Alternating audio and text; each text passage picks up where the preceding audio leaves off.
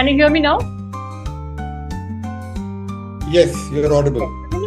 I'm audible? Clear? Yes. Okay. Yeah, it was actually, the microphone was not very high volume. That's why it was not audible. So, what about the others? Simu, can you hear? Simu? Yes, I can hear you. Okay. Sorry, I was trying to unmute, but yes, I can hear you. Thank you. Can you hear me, Simu? Sukanya, can you hear me? Yes, absolutely. Yes. Okay. Welcome to the first session of the Yogini Study Circle. And I think a few more are yet to join in. I don't know when they are going to join, but before they join in, can you tell me what are your expectations? From Vivek, I know certain things. He has already shared his questions. Shonali has shared hers. What about the others? What are your expectations from this session? Vinayak? Primarily, it's an exploratory understanding. Firstly, good morning to all of you. And exploratory to understand this aspect of the not so physical world, the metaphysical world. Yeah. Yeah. And understand what anything which you would, anything which we experience or learn about definitely has a bearing in how, in the future level, how we how it impacts our life. And so I think Correct. any learning which we get would have some impact which would help me to improve myself. And also to understand the topic in detail. This is something which, and therefore would like to know more further about it. Okay. So I've just started recording. So if you could just repeat your thing briefly, so then it comes as a part of the recording. Two things. One is knowing about the subject itself, because there's a subject and similar things is something which interests me. And two, I feel that any learning will definitely have a positive impact in my future. And therefore, how can I utilize this learning in the later phase of my life? Yeah. What about you, Pallavi? Hi. So actually, recently I've been very called to learn about yoginis, and even though I stay very close to like Hirapur, I know that there is a lot of fear-based learning around, like on the internet and everywhere. So I want to learn more about yoginis because I do not see this as fear-based something. So I have a lot of love for this subject. So I want to learn more about this from you from a very open mind, open-minded perspective. So yeah, just more learning. Okay. What about the others? Vivek, you can tell me about your expectations. You have sent me a lot of questions, which we are going to take up today. But basically, what are you expecting from this session? Yeah, absolutely. First of all, thanks for the opportunity. Like, thanks for doing this. And ever since, through fate, I got to know about you and about the book. It feels like really a very different feeling, like positive feeling that I get, like just reading. There's some sense of attraction that I get when I pick the book and then read about. And I'm not able to complete the book yet because as it takes time to kind of really understand through and make sense of it. Still a lot of curiosity around as Pali was mentioning in terms of about knowing about yoginis and more so also from your own experience, right? Because it's difficult to find people who go so deeper into a subject and then have experienced it, which is a lot more and the way that like the way you have written things out in the book as well, like it's it generates a lot of curiosity in terms of what's there. And so I just want to understand more from your own experience also, because that's more helpful versus just theoretically trying to understand things. Correct. And to relate in the current context as well as from your own your own life, I guess. Yeah. What about Simu? Could you please tell me about your expectations? I could not actually ask you this before, neither could I ask you to share your questions. Could you tell me something? tell us something about it, your expectations from the session. I think my expectation is just to keep an open mind because I feel like the only expectation I have is just to gain more knowledge because I think as someone else was saying earlier, even I was taking such a long time to read through your PDF and I went through one of your videos as well where you were talking about like past lives and I had to stop and pause for a minute because I was like, why did I experience the same things as you did, just in a very different manner with different people? So I think my expectation is just to also learn more about my experiences through you and see what other things you have to share. That is not shared on YouTube. Wonderful. Shudeshna, what about your expectations from the session? Hello. Hello. Hello. So yes, I am curious. You already know that, and Yeah. I don't get to speak to many people about these topics. So I would really like to hear what everybody has to say. Obviously, I need to know much about what you are going to say. You're going to answer my questions. Those as well as when we listen to various experiences from multiple people, I hope I can relate to some and maybe it'll help me further. Correct. So that's all. Yeah. Okay. What about you, Krishna? Krishna? Hello. Hello. Hello. Good morning. Hello. Good morning, madam. Yeah. You're I audible. am Krishna. Krishna. Yes. Yeah, I am new for this session. Previously, I have a little bit idea about this one. Right. But with Arun Weber only, I got idea about this Yogini sadhana like that. Okay. You have already done the Mahavidya session, right? You have already done the Mahavidya course with Arun. No, I am practicing only Kali sadhana. Okay. Only. That's it. But I am interested to learn this Vidya also. Okay. But I am very curious about learn this concept. Know about the Chausath Yogini. Okay. Yeah. So Kanya, we'll come to you. Hello, Yes, Sukanya. Nilanjana. Yes, am I audible? Yeah, you're audible. Could you show your face, please? You're Yeah. totally gone in the behind the screen. Can't Just see your give me face. a moment. I just completed cleaning the house and I look Doesn't horrible. matter. So, Doesn't matter. my It's a Sunday morning. apologies. It's a Sunday morning, so it's okay.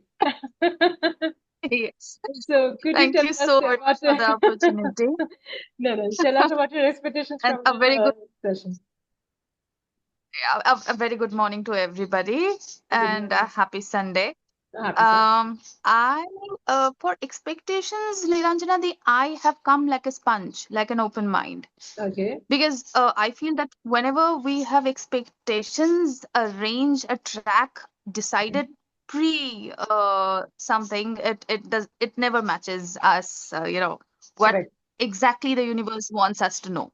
Yeah. So I have kept a very open mind. I have always been very attracted to the Divine Mother. So the Chausath Yoginis attract me as well.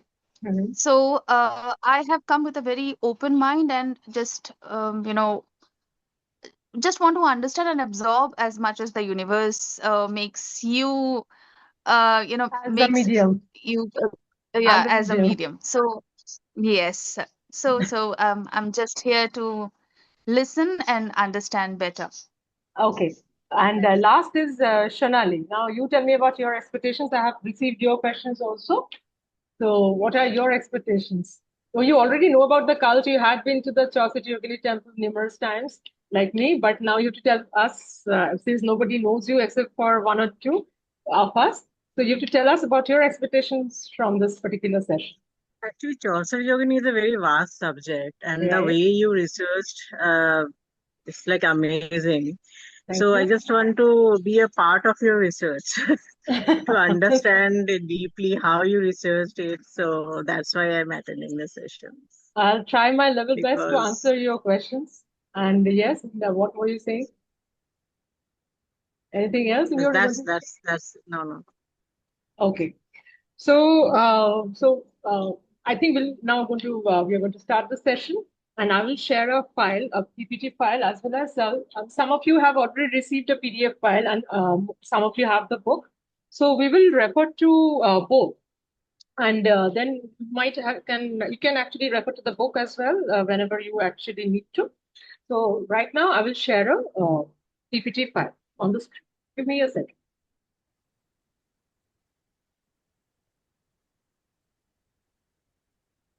Now? Yes. Yeah. Oh, something was there. I mean, it's a technical challenge which I'm actually going through. Sorry. Yeah. Wait. Where was it? Recording. Yeah. Now share.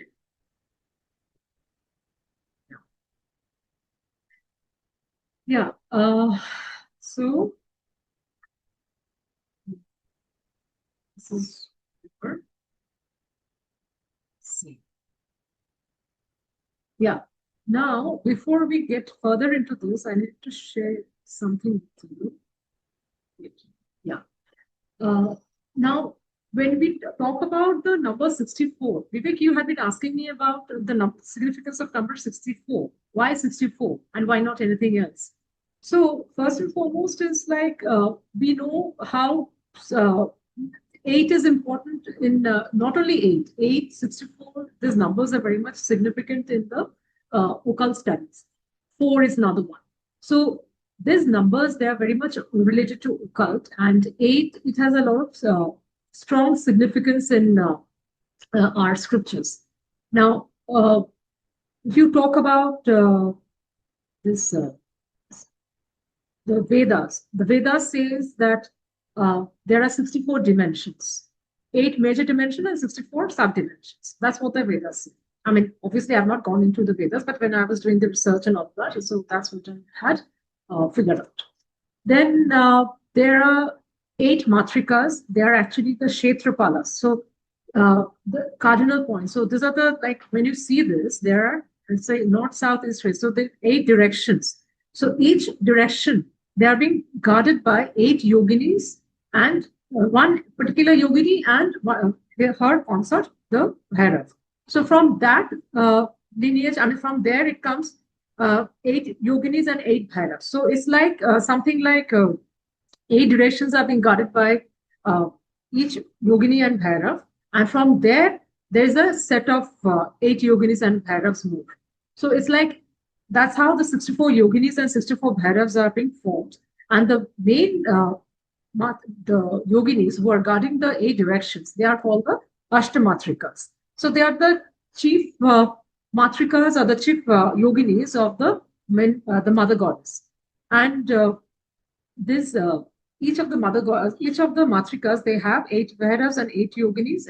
Yeah, and that's how they make a 64 consolidated thing, the total mandala, the tantric mandala. So that's how then we come to they are also called the Dikpalas or the Kshetrapalas because they guard the directions. And that's how it is very much related to Vastu. And also in terms of when you are doing some tantric art or when you're creating the tantric mandala within the temples or maybe in the ancient scriptures, when you go to Rajasthan, when you see the Rajasthani scriptures, there was a lot of other iconographies which people found. So the drawings also, they say in the same direction, in the same manner, they have done the tantric drawings. And when you see the yantra, that's also created in a similar fashion. So these are the basic things of the 64 concept, but there is more to it, and which I will tell you. Is like in Mahabharata, when you talk about 64, Krishna, he had the knowledge of 64 kalas or the Chausath kalas. So he had the knowledge of 64 kalas, which are important in human lives. Usually people take, if an ordinary person has to learn the 64 kalas in a lifetime, it will be like each of the kala would take him 2.5 years to learn. For Krishna, it was in 64 days. For Krishna and Balaram, in 64 days, they had learned 64 kalas and 14 vidyas. So these are the ancient, some skill sets, and they involve the performing arts. They involve the other skill sets which man usually make use of in their daily lives. So there are a lot of things which you can find on the net, or maybe if you want, I can share the list of 64 kalas as well as the 14 vidyas, which were very much known to the people in the, what do you call it? People like Krishna and Balaram. And it is said that Kalki would also have this kind of knowledge. He would also have the knowledge of 64 kalas, so Chausath kalas. But usually there is another significance to it, that when Bhishma in the battle of Kurukshetra, when he was not killed before he was fired 64 arrows on the instruction of Krishna. Arjun has had fired 64 arrows towards him. The internet connection is unstable. Can you hear me?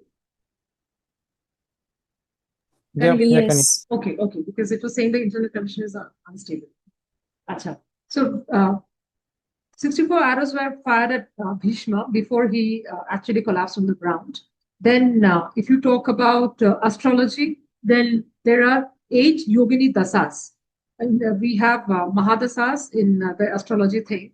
So corresponding to that, in the Yogini astrology, it is that there were 8 Yogini dasas, and which are very much known to people who are into the Yogini astrology part. So I cannot tell much about it, but this is what I have found. In then there was like the number 8 is also symbolic because it is related to Saturn. Numerologically, Saturn is denoted by number 8. And also, if you invert 8, I mean, if you just turn it slightly upside down, not upside down, but on the at the right angle, then it forms an infinity symbol. So, which is also related to Ananta Yoga. That is the Ananta Nag. So that is also important in the Patanjali Yoga. Also, I will tell you more. Chausath kalas are mentioned. And yeah. Usually the number 8, 64, and 81 are important in Vastu Shastra also. That's also another aspect. So 64 is significant in Vedas, Mahabharata, then Brihat Samhita. And so that's why the Kala tradition has the number 64 and 8. Plus, as I told you, there are dimensions like 64 dimensions, subdivisions, but the main dimensions are like 8 in numbers, as mentioned in the Vedas.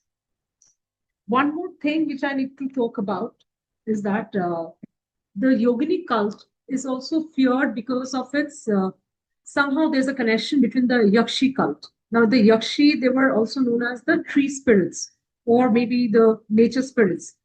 But when they used to take the human form or some form, it was not very easy to deal with them, especially the Yakshis. If you see the book or if you see the PDFs, there are some structures I've mentioned. I don't know, Sibu, have you gone through that? Do you have the Yakshi cult thing in your PDF? Have I shared the Yakshi cult with you in the PDF? I think I have. Wait, and let me check. Because in the Yakshi cult, or rather,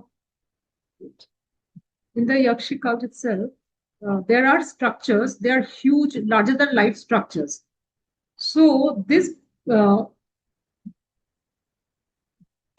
me show you this.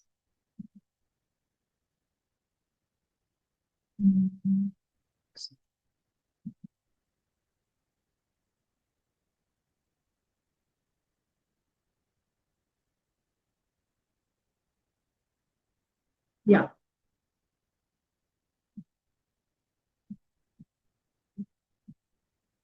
These are some of the pictures I'll share.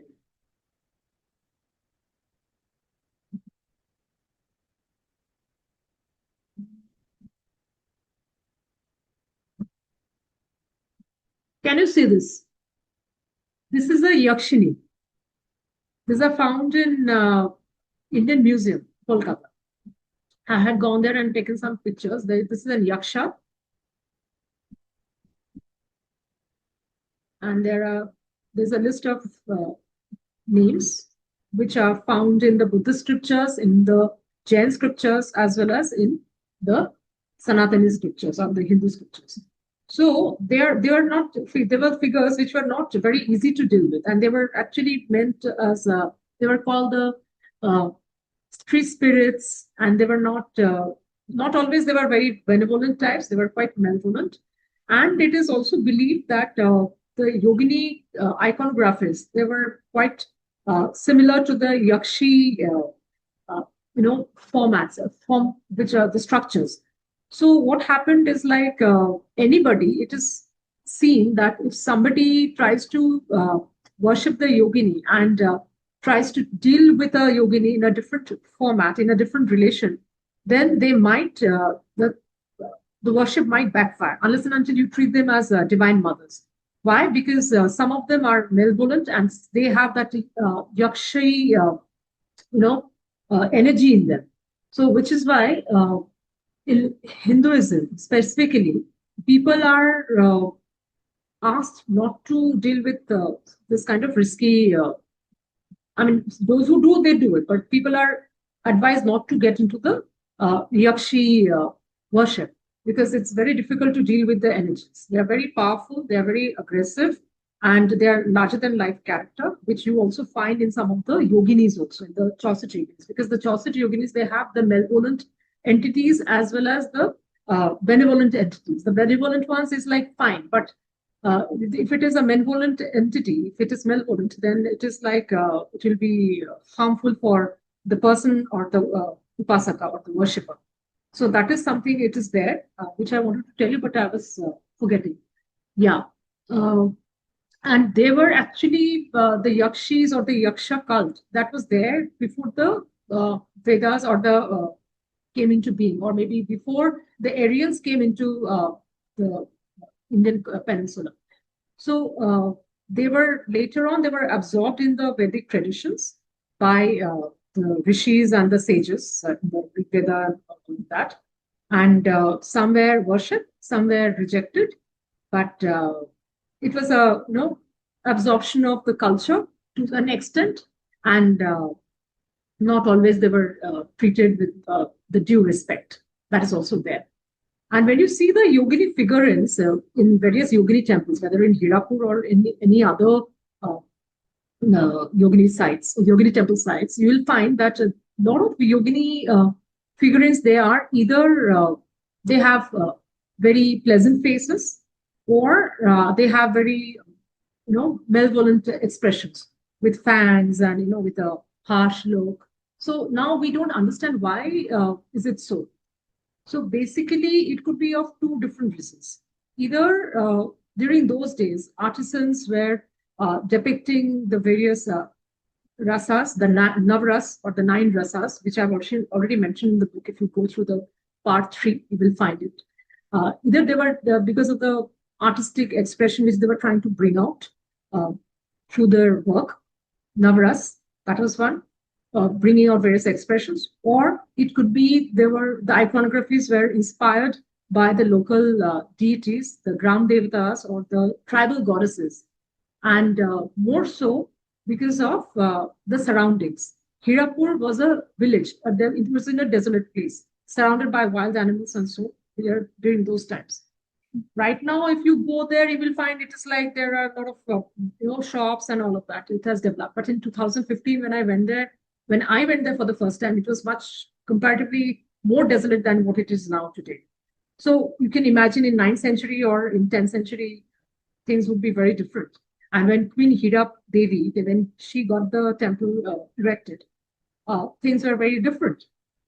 Plus, people were very scared of the wild animals, which is why you will find a lot of animal-faced, deities over there. And not only in Hirapur, but you will find the animal-faced, the yoginis in the other yogini temples of Madhya Pradesh, as well as Ranipur, Jharia. So one could be that because of the fear of the wild animals, that is one. Plus, the societal aspect is also there, that the therianthropic aspect is there. Why therianthrope is coming in? Because when we talk about the therianthropic aspect, it's like that it is half human and half animal. So it is the iconography which has a lot of symbolism. So it is like It could be the psychological aspect is also there. Either the kind of entities they actually lived during those times, or it is a fear of the wild animals that made the artisans create such iconographies, or the local deities they were worshipped to pacify their wrath. That is also there. Plus, some of them were demigoddesses also. They were demigoddesses also, and which is one of the reasons why that fear, the mystery surrounds them, the fear for the yoginis still remain intact. And if you still go to Hirapur area, people they do a lot of potachitra on the the kind of reeds and all that, those papers, but they don't actually create the yogini figurines. They are scared to do it, and they can't have that guts to worship the yoginis at home. They go to the temple, but they don't bring the yoginis at home because of their wrathful nature, because of the aggression, even though they are very mystical forms, but they are very aggressive in nature, very difficult to deal with. As well as I said, some of them have the yakshi or yakshini energy. So that is also there. Now, if we come to the other thing.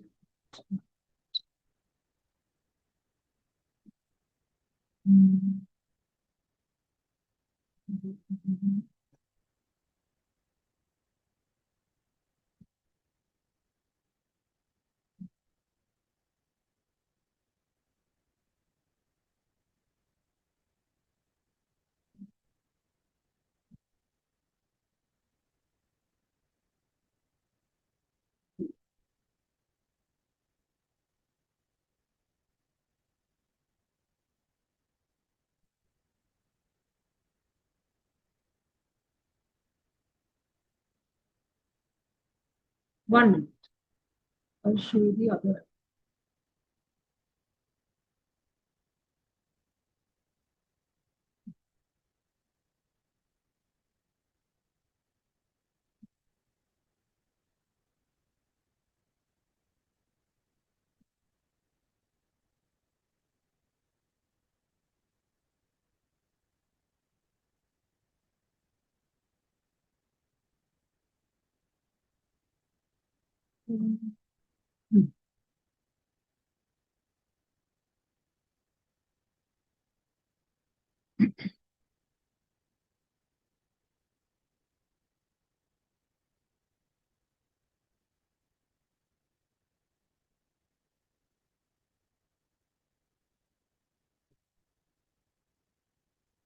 Yeah. Now, first we talk about the golden triangle.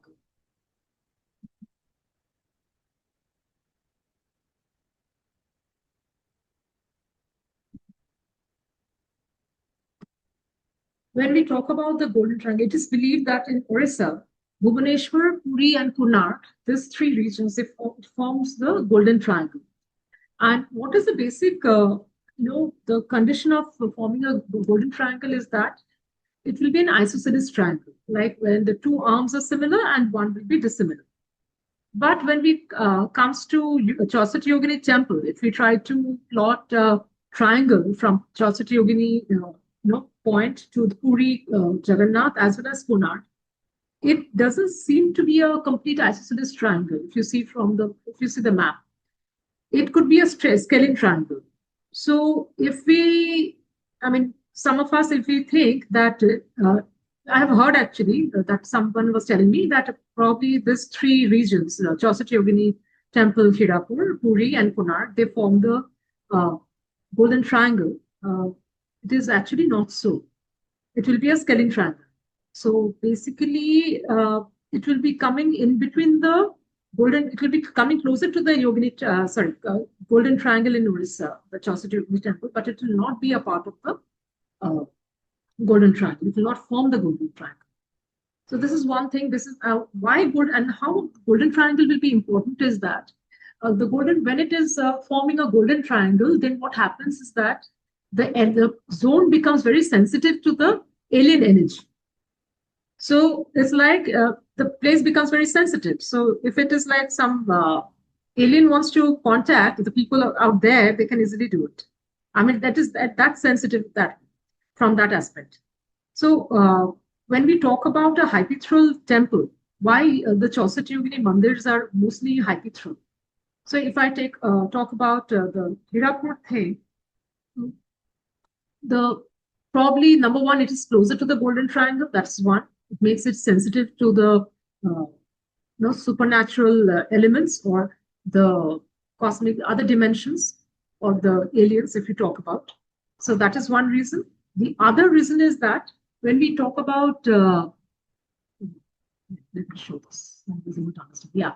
So when we talk about the flying goddesses or the Chausath Yoginis, they are supposed to be they are called the flying goddesses, like the Dakinis of the Tibetan Dakinis. So it was believed that they used to fly up, and that's why it used to be a roofless temple. From the niches, when the night time used to come, so they used to fly. They fly out. Now fly where? So it is mentioned in the folklores. It was mentioned in the the literary genres that they used to fly out. But why would they fly out? And that is something which we need to think of. There could be two or three possibilities. Probably because of the zone, since it was closer to the Golden Triangle, which makes it very vulnerable to the exposure to the alien world. So it could be something like the connection with the alien energy. So which is why when you see this particular diagram, I was actually thinking from those angles and I was trying to work on the sacred geometry regarding the temple. So when we talk about this particular thing, can you see this? There are two diagrams on this slide. So one is that pyramidal structure. This is a pyramidal structure when we have the Chandimandap in the center and you have, this is one Yogini niche and the other side there is another Yogini niche. So if I draw a line and it meets this two meets, then there is a line drawing, you can draw a perpendicular and you can actually form a pyramid. We know one thing, that any pyramid or pyramidal structure, whether it is in Egypt or in any other part of the globe, they always are, the Mount Kailash also, they actually act as receptors. They act as receptors to the alien energy. But we don't openly say it. Why? Because we're not very sure about it. But maybe there are evidences regarding the Egyptian pyramids. So similarly, if we talk about in the olden times, if we talk about the yoginis flying out from the hypaethral temple, that could be for the reason similar to this. Maybe they had a connection with the other world. The other outer dimensions. So, and when they fly out, that's why I was trying to figure out the pyramidal structure, that maybe this is how they used to connect with because it used to form a antenna kind of a thing. So, pyramid structure. So, which is why probably that's how the connectivity used to, come in. That's how the entire thing actually worked. And most of the temples in India, they were actually built on the basis of the golden ratio. And that's how, if you see this thing, the other side, on the diagram on the left, see how it looks. It looks like a shivling with there is this is what do you call it, structure which was meant for the sun salutation. And here you have the Yogini, this is the tantric mandala which it is forming, the 64 yoginis inside the niches actually, and you have the 9 Katyayanis on the outer part of the structure. And this actually looks like a Shivlinga. And the Chandi Mandap is actually playing the role of the Shakti. So it is a divine union of the Shiv and Shakti. Again, the tantric concept of the Purush and Prakriti, it plays a role over here in the Hirapur diagram, in the Hirapur Yogini temple diagram, which I have shown on the left-hand side. So that's how the golden ratio, it's obviously when you are drawing the golden ratio, that is actually related to any kind of temple structure, which people in the ancient days used to do. So that's what I was trying to do. And Shonali, you had been asking about the sacred geometry regarding the temple. So if you read about the golden ratio separately, you will have a fair idea how things are being done. So this is how it is. And I'll go to the next slide. Yeah. Now coming to the sacred geometry aspect of the Yogini temple.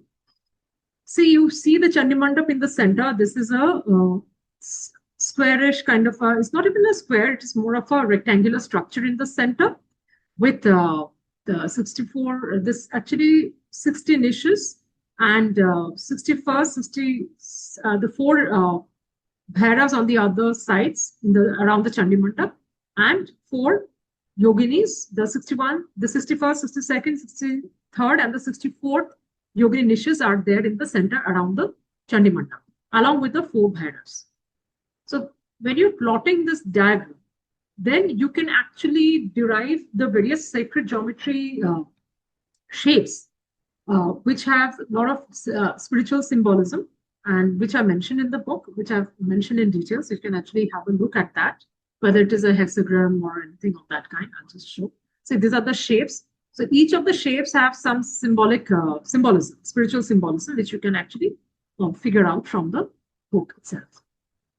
And yeah, when you enter the temple, number 1 and number 2, you see there, these are the dwarpals, and these dwarpals are also bhairavs. When you enter, then there are the Kal Vikal bhairavs.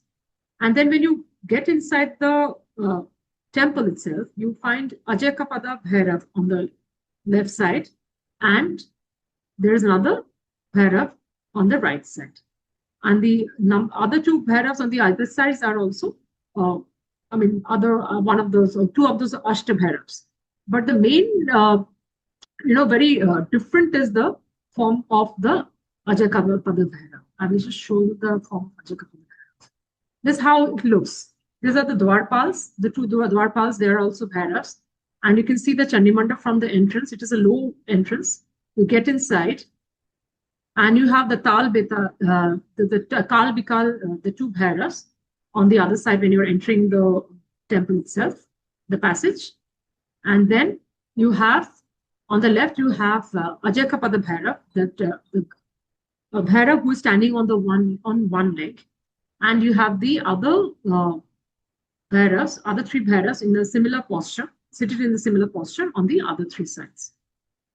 And one more interesting thing is that in the center, there was the statue of Martand Bhairav, the Mahabhairav, or the consort of the chief deity, whom you can see from here. You can see the facade of Mahamaya from here. So the Mahamaya's chief consort was Martand Bhairav. His place was in the center, which was not found when the site was being excavated, or maybe long ago. The actual reason is not known. And also the 61st Yogini was called the Sarvamangala by one of the, the authors who had actually been there when the ASI team had gone there. So Sarvamangala's statue as well as Martand Bhairav, both are missing for some unknown reason. So this is how the Ajakapada Bhairav looks like. So he is also known as a cosmic pillar. He stands on one leg, and on both the sides, he has Vishnu as well as Brahma. There's a legend behind it, which is very popular in the Indian mythology, and you will find such structures in such a structure in the South Indian temple. I think Krishna would be able to say. Krishna, can you say which temple has this this iconography of Ajakapada Bhairav, which the Vishnu and Brahmas, they are coming out from the other sides of the Ajakapada Bhairav form? No, exactly, I don't know. Oh, you don't know? Okay, exactly, I don't know. Okay, we'll find it in the South Indian temple. I'll figure out and then I'll let you know. So this, and on the other side, you find the other Bhairav. The posture is similar to the other two Bhairavs who are seated on the other side of the Chandi Mandap. This is how the iconographies look like, the various, the Yogini statues. Let me show you the Navakatyayanis. These are the 9 Katyayanis. This is how the 9 Katyayanis look like. They have the sword in their hand, and they have some attendants holding the umbrella on their head, and they stand on human skulls, severed heads. This is how the 9 Katyayanis look like. And they are on the outer niches of the circular temple. So who are they? They are basically, they are also the part of the 9 forms of Durga. They are quite, in terms of energy, she's quite aggressive, and she's known for the, giving victory, courage, also for protection. And she's primarily worshipped on the 6th day of Navaratri, which Navaratri is the Sharad Navaratri, which we observe in the month of October, September, October. And she is also known to govern the planet Brihaspati or Jupiter. And she's the iconography is depicted with 3 eyes, 4 arms, and she's mounted on the lion. So the iconography changes, the names change. That's how the entire the forms of the goddesses and the manifestations actually work like. Yeah, one more thing. Now, this one I was going to tell you about, like the connection of Jagannath. Jagannath and 64 yoginis, they have a strong connection. It's said that Jagannath is actually surrounded by 64 yoginis. And he is supposed to be the custodian of the 64 yoginis. And he is also depicted in tantric format. He is also associated with Bhairav or Kal Bhairav. And he is also the form of, in Vaishnava context, he is the Krishna or the manifestation of Vishnu. He is also associated with the Shakti and also the Balaram, who is supposed to be the Sheshnath, and is also an extension of his avatar. So this is one thing, and that made me actually draw this mandala. So mandalas are very much a part of sacred geometry, which is still prominent in the temple drawings and temple architecture, as well as in the other cultures also across the globe. But the iconographies and the drawings, they vary. So that is how it is. And I have tried to portray 64 yoginis in terms of the dots. These are the 64 yoginis around the iconographies of Jagannath and Bhairav, as well as Shakti. That's how I have tried to depict it.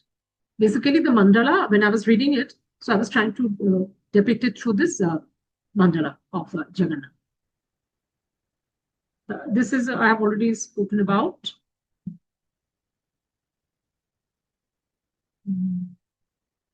Yeah. The shapeshifters are the animal-faced yoginis, which I've already mentioned. This is how they look like. So they are also hybrid in structures in terms of the iconographies. They are half human and half, the body is of a human, as well as the head is of an animal. That's how it is. Like Narsimi is like the female concept of Narsima. Bhaluka. When we talk about the therianthropic features, so I have talked about the mythological aspect, and probably during those times, there this kind of entities did exist. Plus the fear of the wild animals, the fear of the demigoddesses, the fear of the Brahma devatas, and also there is also another angle to it. So they could be called as shapeshifters. Like, for example, Nagas. If we talk about Mahabharata, the character of Ulupi, I mean, more of you, I mean, how many of you are familiar with the figures of the characters of Mahabharata, or maybe any other, if you talk about Ramayana? I mean, you must be aware of the character of Ulupi. She was a princess of the Naga dynasty, and he was married to Arjuna in the much later stage of Mahabharata. So she was basically a shapeshifter. She was half human and half Naga. But obviously, that's the depiction in the book itself, in the iconographies. But what we understand is that during those times, this kind of actually people existed, and maybe they had some connection with the. See, this is completely my observation. It might not be so. It is what I felt. It's like we have strong connection with the other dimensions, with the aliens and all of that. So probably they had some the Nagas. There's another topic altogether. There is some connection with the aliens, that something reptilia or something. I don't know what do you call it, but there is some link to it. So that could be one of the reasons that Ulupi was half human and a half. She could actually do a lot of shape shifting. She could take the form of a human. She could also transform into another. And that was very much common in those times when the when the yuga was different. During the times of Mahabharata and Ramayana, it was shape shifting was easier, much more easier, which we not get to see in the current times. And nowadays we think that it is probably pathological, but no, during those times it is quite possible. And probably that is why the modern literature people talk about, or maybe in terms of various stories we talk about, we hear about werewolves and all of that. But I don't know how far it is true in the current context, but maybe in those times, in those days, this was actually a possibility. And what I was just going through one of the articles. It says that in modern context, that the therianthrope aspect or the therianthropes, they have this kind of an identification. They actually tend to identify with animals in terms of that is the kind of an it's kind of an identity. I don't know whether it's an issue or maybe it is something psychological. They tend to relate with the animals, which probably a psychologist can only say. But I was just going through the articles, which is why I have shared it in this slide. So there might be various reasons behind it. They tend to identify with some non-human animal or something like that, or maybe some animal that has already become extinct. So that is a part of the psychological study which I have not gone into, which I have the right to talk about. So that is one thing which is there. Maybe some of you, I mean, one of you could actually give your opinion once we open the Q&A session. And yeah, coming to the Mahamaya, which is the chief deity of the temple, we had shown you the facade, how the facade looks like when it's all covered and all that. Probably because this is how the actual iconography currently looks like, all broken. And probably that's the reason why the 10-armed Mahamaya, she has been covered up with that facade for the puja purpose. And and I found the picture in Dr. Vidya Daheja's book. It was a research-oriented work. And she had taken the picture from somewhere, I don't know, from the ASI or something. And since I knew that it is a part of this temple, so I decided to paint and draw and paint. So this is how it looks like. And Mahamaya, if you are wanting to know more about Mahamaya, she has a relation with, in terms of the Vaishnava sect, she's considered as the sibling of Vishnu. And that's why she took the form of Yogamaya when Krishna, the 8th avatar of Vishnu, was born. I mean, Yogamaya was born, and then how could come and tried to kill her, kill the baby girl, but ultimately she flew away, and she predicted that whoever is going to kill him is actually growing up at Google and all of that. So, and she's also, in terms of iconography, she's actually presented as with a dark blue complexion, with 4 faces and hands, and holding a skull cap, as well as a bow and a weapon, and a bow and arrows.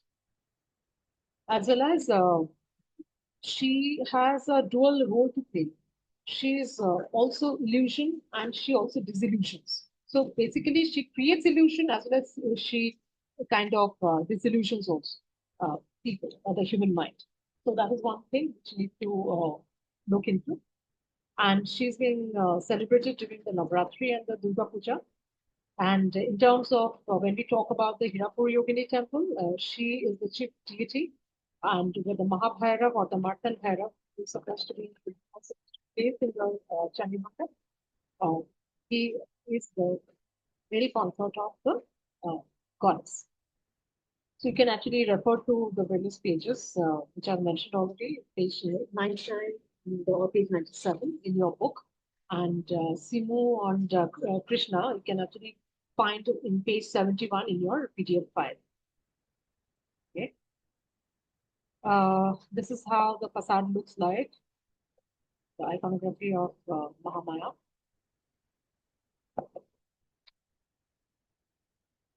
In the center. This is a facade. So this is how you can see, this is a facade which has been put totally covered, and people come and offer puja.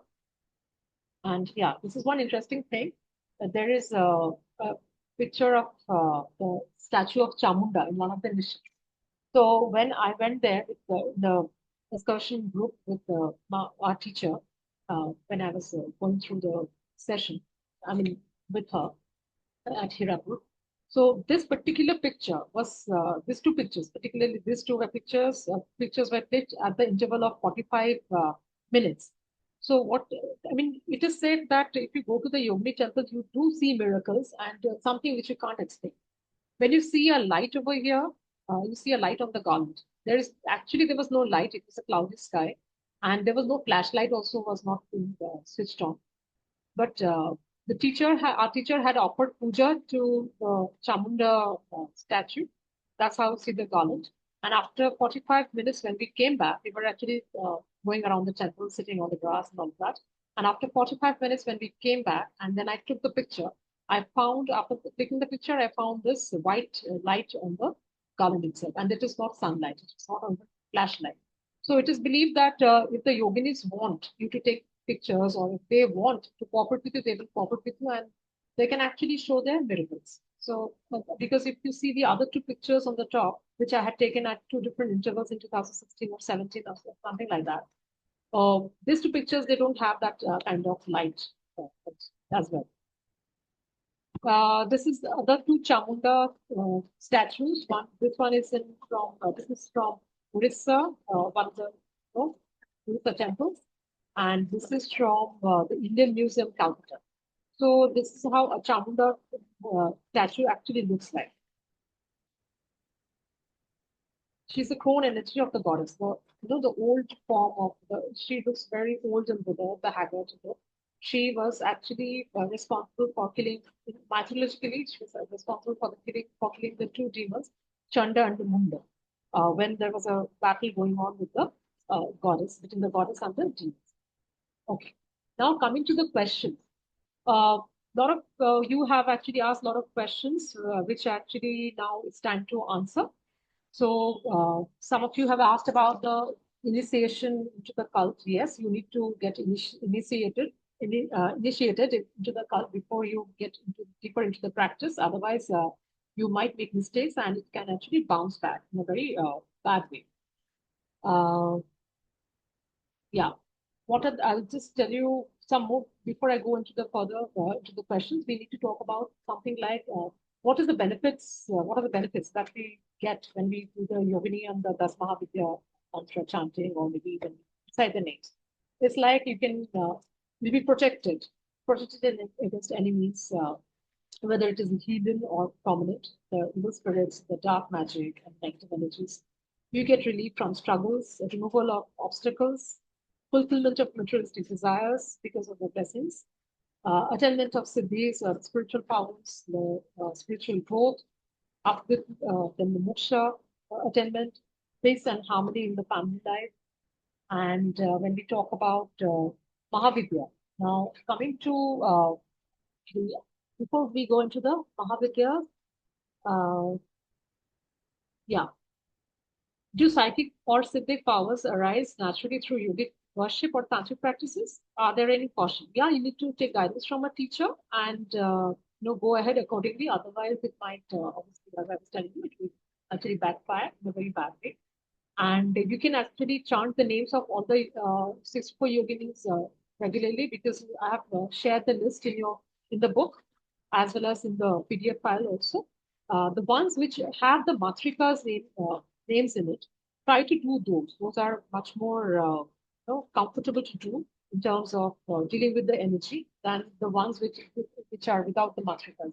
There are the non-matrikas and the matrikas. You find the list over there. You find the list, that was the list that was shared by Dr. Vida Daheja in her book, which I actually have shared in the book itself, in our book. And self-study, yes, you can do self-study. Just for the sake of doing the study, yes, you can. But if you have to get deeper into the thing, if you want to some kind of get deeper into the worship aspect, the ritualistic aspect, then you need the guidance from the teacher. In terms of the grounding daily practices, yeah, meditation, chanting mantras with mudras, that will actually help. and pranayamas along with it, because the energy is too heavy to handle. So you need to ground yourself with the pranayama at the end, the meditation. That will also help you. The mudras will help you to the connection. And yeah. Yeah, in terms of, well, what is it? What more you have asked? Ma Kali is a Mahavidya, is Vamachara her natural primordial path. Can one still worship Krishna while doing the Yogini sadhana? Yes, of course, you can. Because if you see the ascended masters like Ramakrishna Dev and Bama Kappa and the other ascended masters, they had actually done both. They had actually explored both the paths, but they actually they had, I mean, in terms of the specialization, if you say, you can actually choose one, but you can actually combine both. In Bengal, there's a concept called Krishna Kali. So it is a combination of both Kali and Krishna. So you can actually do it, but it's what your emotion tells you, what your brain tells you, or what your heart tells you to do. First, you need to understand that and then go ahead and accordingly take it forward. Yeah, what is Bhav Bhakti? Can Bhav Bhakti take an individual to the same height and depth as a strict practitioner? See, Bhav Bhakti, it is not ritualistic, it is more of the mental and the emotional state. So if you can connect with the divine mothers, divine goddess in that way, yes, why not? She will respond. You need to treat them with respect, they will respond back easily. And in Kali Sadhana, if a devotee connects Ma, like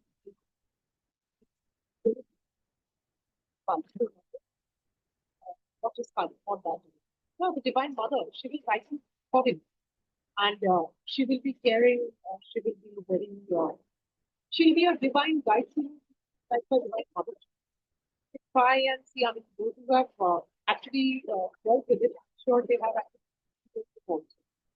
Even though she's in the most ruthless form, even though she's in the purest form of her, but still, when you actually surrender to her, she will be a benevolent goddess, like your own mother. And the way you deal with your mother when she's in a good mood, that's how the goddess will also respond. So see to it that you can avoid the wrath of the yogini and the goddess. Achha, during Mahavidya sadhana, the devotees are often visited by the yoginis. How should the sadhak react if they feel the presence, especially if the sadhak is a vihas? See, as long as you don't get scared, I've seen people getting scared and just freaking out. That is not advisable. Then it will be a real problem.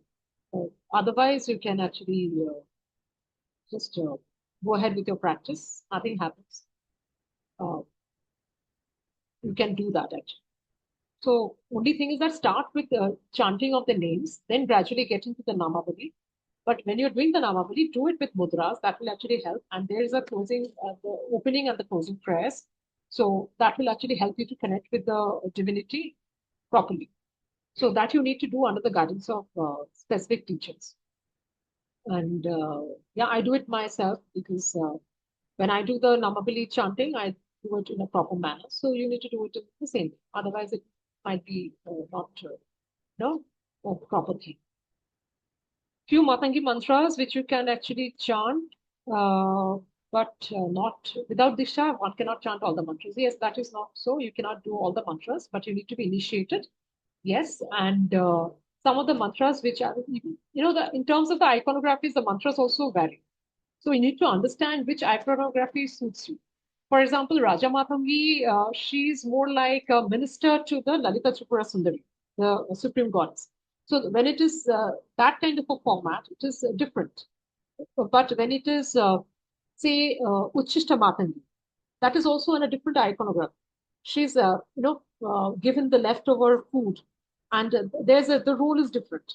So each iconography of the deity of the Mahavidya, Matangi, it differs. And when you are actually aligning with the Mahavidya, you need to understand that what she expects out of the sadhaka, and you have to act accordingly. For example, Matangi is more related to she's a tantric goddess. She's actually the female form of Ganpati or Uchishta Ganpati. And she's also the tantric Saraswati. So Saraswati, whom we know as the Vedic format, in the Vedic format, there is a iconography is different. I mean, it's the Tantric Saraswati, she's emerald green, she has a parrot in the hand, unlike the Vedic Saraswati, who has the swan, who has the peacock along with her as a mount. So when it comes to Matangi, so you have to see what she expects out of you when you're connecting with her. She is related to the power of speech. She related to the cultural aspect, like the performing arts, or maybe things like writing or painting, or anything, any kind of skill sets which are related to art. So you have to understand how the iconography of the Matangi is related to that particular aspect, and accordingly you have to do the chanting. There you need the guidance of a teacher. Okay. Yeah. In terms of bhakti bhav, there are so many. Shudeshna, you can actually look into the web, and you'll find a lot of other things. When you're talking about the bhav bhakti, yes, bhav bhakti is a mark or the path that actually will help you to attain your siddhi. But which part you are choosing out of the bhava, that you need to look into. But whatever you choose, you can actually reach your spiritual goals very effectively. Plus, if you can do the mantras for the connectivity, that actually helps. Okay. And yeah, regarding my experience, yes,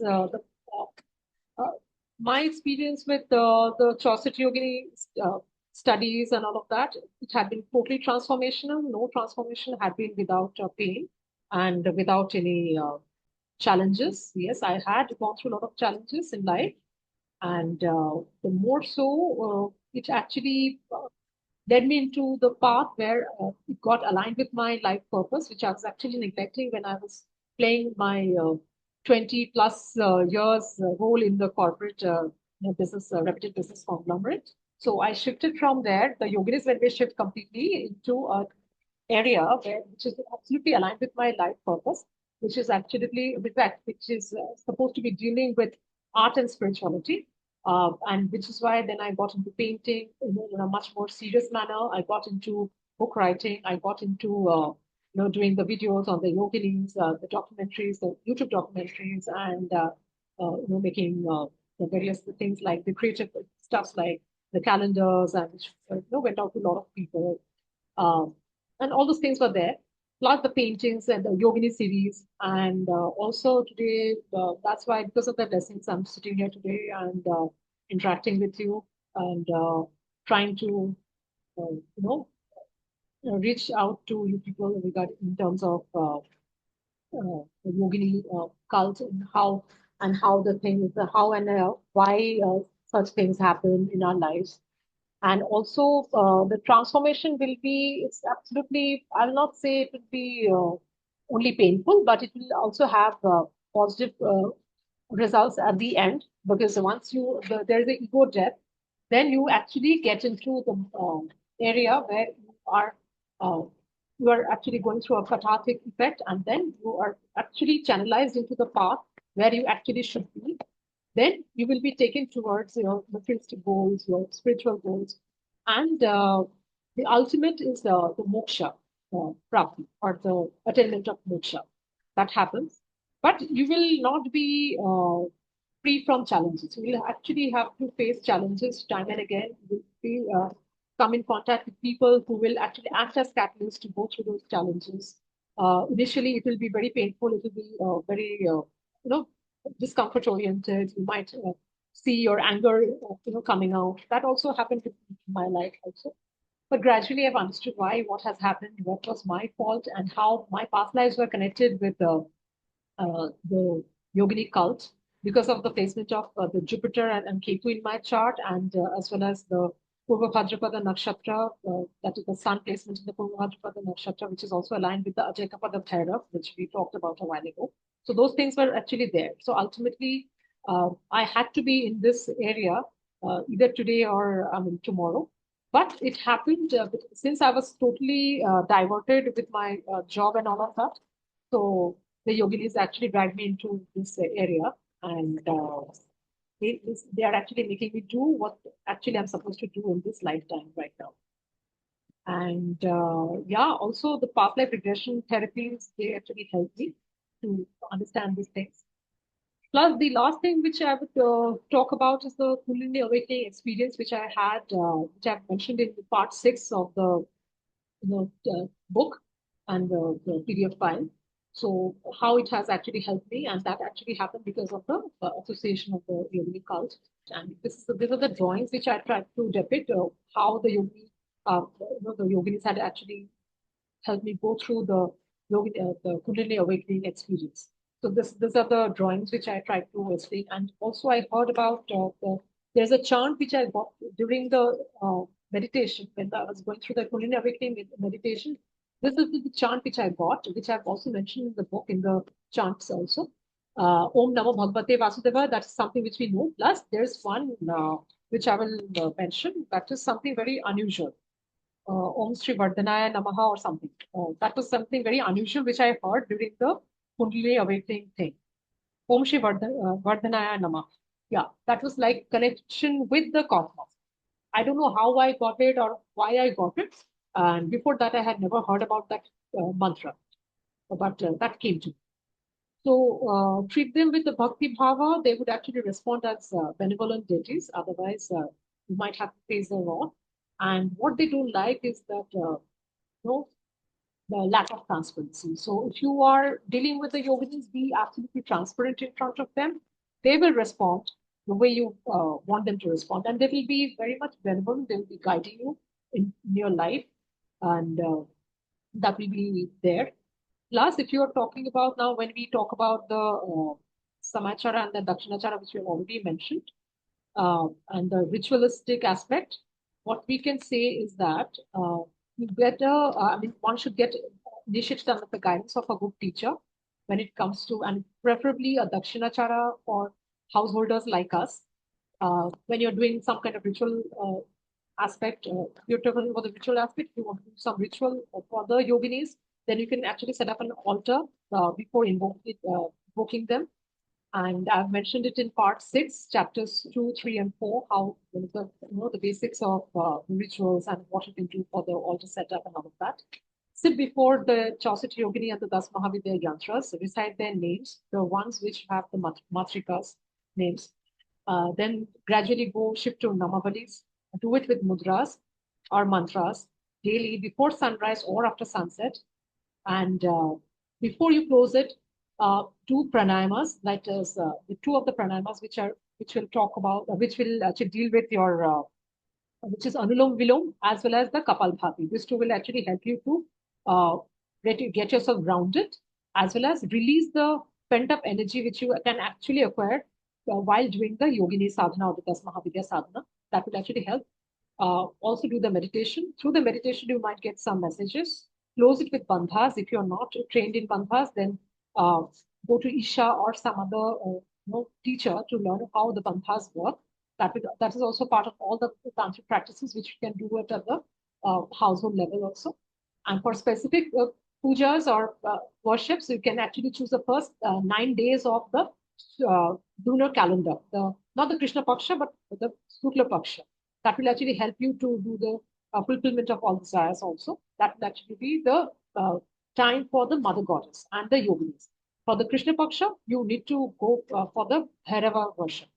And if possible, go and visit some ancient yogini temples if you get a chance. So that is something to do with the ritual aspect. So that is what things are all about, the entire thing. I've tried to put things in a very brief, concise manner. Now you tell me if you have any other questions. Thanks a lot for this, Nilanjana, like very comprehensive. I think a lot of things got answered, but now I have more questions also. All your questions, Shudeshna, yours, Shonali's, most of the questions I have tried to answer. So I hope I have tried to make things clear, but I don't know how far I could do it. You let me know. Anything else which you need to know right now, tell me. You mentioned about so ultimately like there's Adi Sakti, right? And then what I actually know of before knowing what Adi Sakti is Adi Yogi. Adi Yogi is like Shiva is what I know. Yeah. Maybe wrong. Yeah. Isn't Mahamaya also Adi Sakti? Because you mentioned Mahamaya is like the sister of the 8th incarnation of Vishnu. Yes. She's see, it's only the iconographies are changing. but she is basically Adyashakti, she is basically Chandi, she is basically Kamakshi, Kamakhya, whatever you say. It's only the iconographies are changing. And with the iconographies, the mantras change. With the iconographies, the names also change. So basically, all are part of the Adyashakti or Adishakti. Like the Chausath Yogini Namavali, which you find in the book, is actually related to the Kali and her yoginis. And then we find other Namavalis which have the other names of the other yoginis. So you just need to go through it, go through the pages, and you'll have a clarity how things work. And obviously, if you want some more, explanation, I'm always there to help you out with that. What else, Vinayak? So if I look at the Dasamahavidyas, then there are two kulas, right? Sri Kul and Kali Kul. Can you Right. explain what exactly these are and Yeah. Sri more on Kula, the live context? Like, yeah. see, Sri Kula is related to Lalita Tripura Sundari, which we find as Lalita Tripura Sundari seems to be a very benign form of the Adishakti. She is the primordial goddess.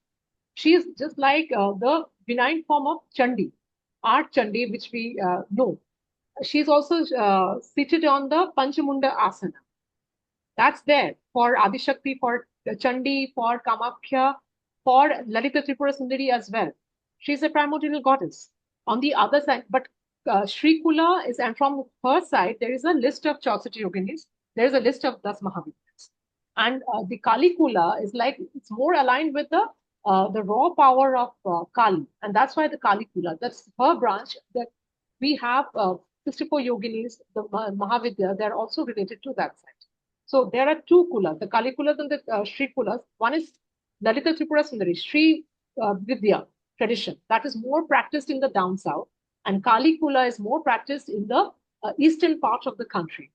So that is there. And one thing is that what I have learned is like from a South Indian friend, I have learned the Sri Vidya tradition of the Das Mahavidya. So there are certain differences in the mudras, in terms of maybe the namavalis, in terms of the iconographies, but basic things are same. It's the aggressive. If you see the one small thing, like you see a sugarcane in the hands of Sri Vidya, but when he changes the iconography, when we see the change in the iconography of a Chandi, we see a trident or a trishul, right? And when in terms of Kali Kula, we see the raw power of the Kali, who can actually take various forms. So there is various forms of Kali. So it is the benign.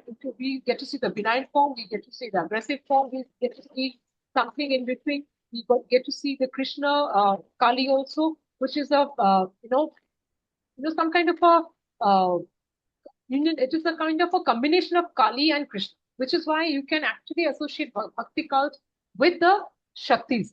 It can be done. And we do get to see such iconographies or such statues in Kolkata, in Burdwan, in Brindavan also. So those things are there. Yeah. Another thought which I have, and I wanted to just clarify whether this is right or not. For example, a Kamaksha temple, the main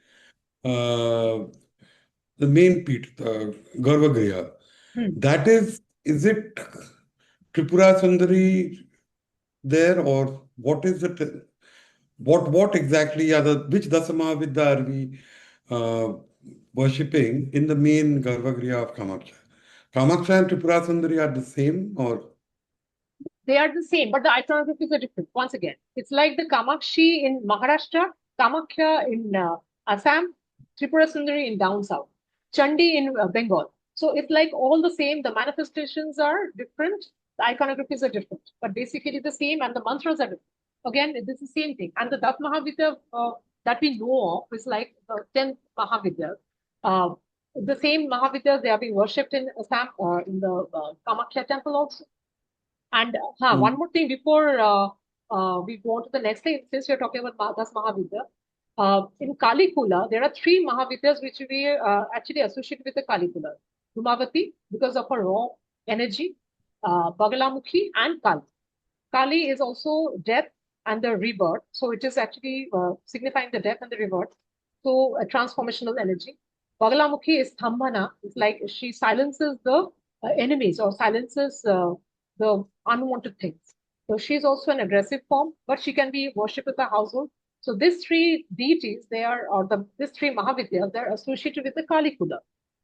And some more, the Bhubaneshwari and some more, the other iconographies. Oh, Chinnamasta is also related to Kali Kula. But the others, they are related with the Sri Vidya tradition. But when we actually learn the Dasmahavidya thing, or the concept of meditation, we learn, all the 10 Mahavidyas with mudras, with the mantras, and with the namavalis. And then we, when we come out of the meditation format, we do the pranayamas to ground ourselves, to release the upsurge of energy that happens within the system. And then we do the meditation. Then we end it with the bandhas, plus the closing prayer, and then we come out of the. So that's how the thing happens. Okay. Nilanjana, you mentioned we need for householders like us, Dakshin Chara is where, from whom we should get an initiation.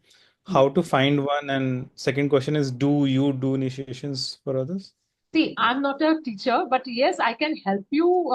See, the way I had learned from two different teachers. One was like that long time ago when we learned how she taught us.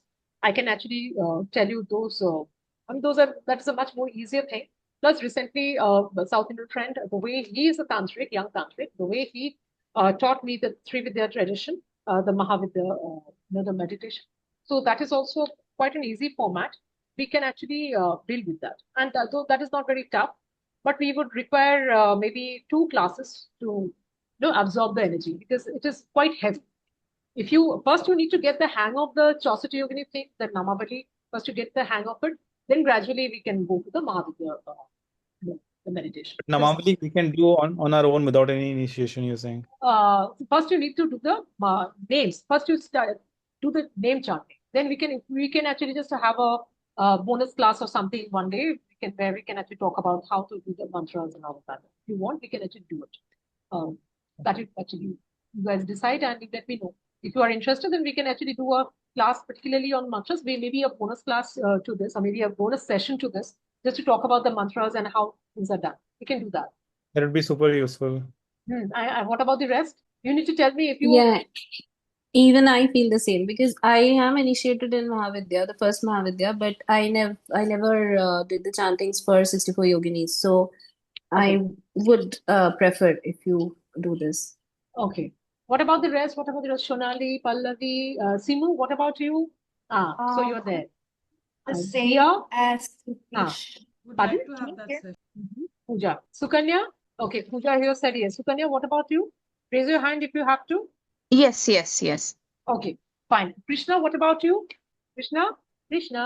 So are you interested in doing maybe we will do a bonus session to this and maybe an extension to this in terms of the how the chantings are to be done, how the rituals are to be done. We can do a session on this.